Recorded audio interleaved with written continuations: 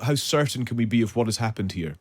Well, the body hasn't been found and it hasn't been confirmed, although it has been reported severally and far and wide that he was on the passenger list.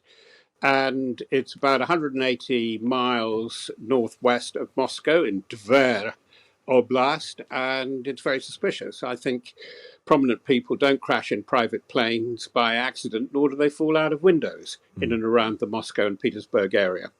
What do we know about Prigozhin's movements over the last few days? There was footage of him seemingly in Africa a couple of days ago. Pretty weird, isn't it?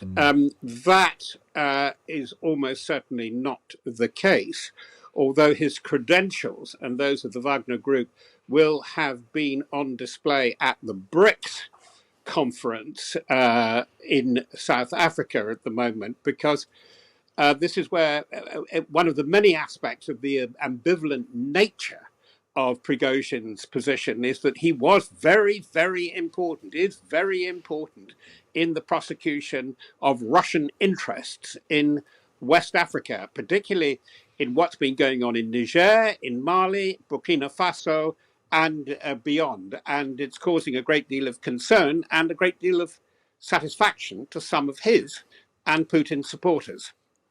Had Prigozhin explicitly been a target of Putin's since the mutiny, which, as we were just reflecting, began 2 months ago today, had that explicitly been expressed by Putin that he was now a target?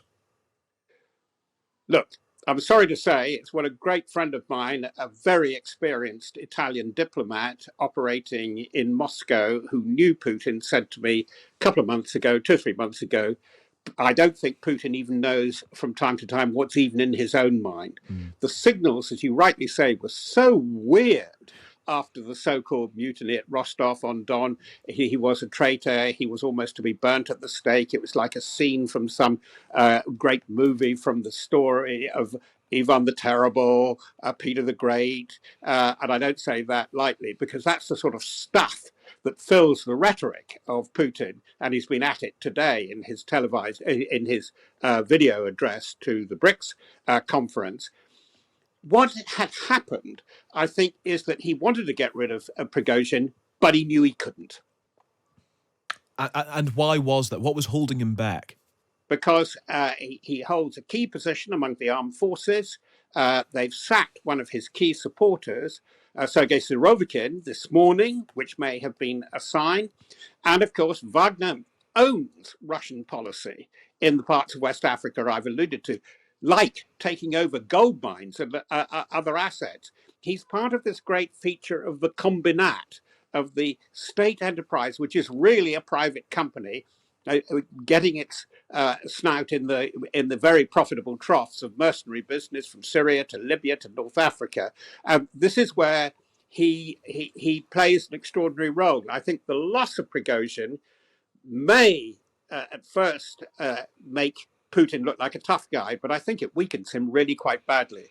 But the bottom line is that it will encourage the growing sense of paranoia that all my sources are reporting from Russia, from Moscow particularly. They are really worried indeed that they are in a war, which isn't just a special military operation. And for different reasons, they may think it's about the survival of Russia they know.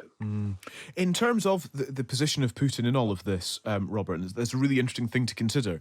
Of course, we await confirmation, but if Putin was behind this plane crash, which may have killed the Wagner boss, Yevgeny Prigozhin, this evening, if Putin was behind it, does it highlight an element of strength in that it would appear that he gave an order which was followed through, it was carried out? And does that highlight some sort of strength or authority of President Putin?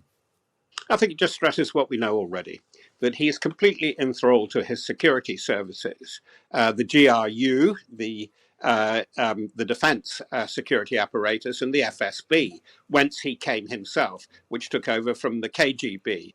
They could be both a strength, but they could both be his nemesis. They could be getting ready to provide the succession, because the succession to Putin, as things currently stand will surely come from those circles. In terms of what you are looking out for then this evening, Robert, what you are waiting for this evening, what are the key indicators here? Where can we get information from that we can trust? When will we know exactly what has happened? I think you will have to read between the lines of what is being said publicly and not so publicly. I mean, that sounds very, very, on the one hand, on the other. But actually, when the loudmouths, the Medvedevs, the Lavrovs, who talk about world conquest and the destiny of Russia, etc., when they speak, you can often find things between the lines as to what they are really worried about. And the other place to look is Telegram. Or I'll be looking through all my Telegram contacts, people like Bellingcat, people like Oryx, people like the Institute for the Study of War. It's a fascinating exercise, but you just have to go round and round. In the Cold War, I grew up on Vaticanology and Kremlinology. For somebody, unfortunately, who can't get out to the scene of action nearly as much as I would like to, it's with modern media, it's fantastic. It's all out there. Most of it is rubbish, but in the rubbish there are always nuggets of gold. Yeah.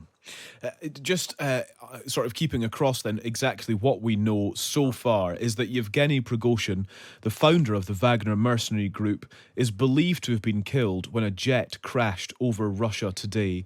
In terms, Robert, of I suppose of the impact of this on the military effort in Ukraine, what would be your take on that? And I'm thinking about Russia's armed forces particularly, and how they may view Putin in light of this incident. Where do things stand there in your analysis?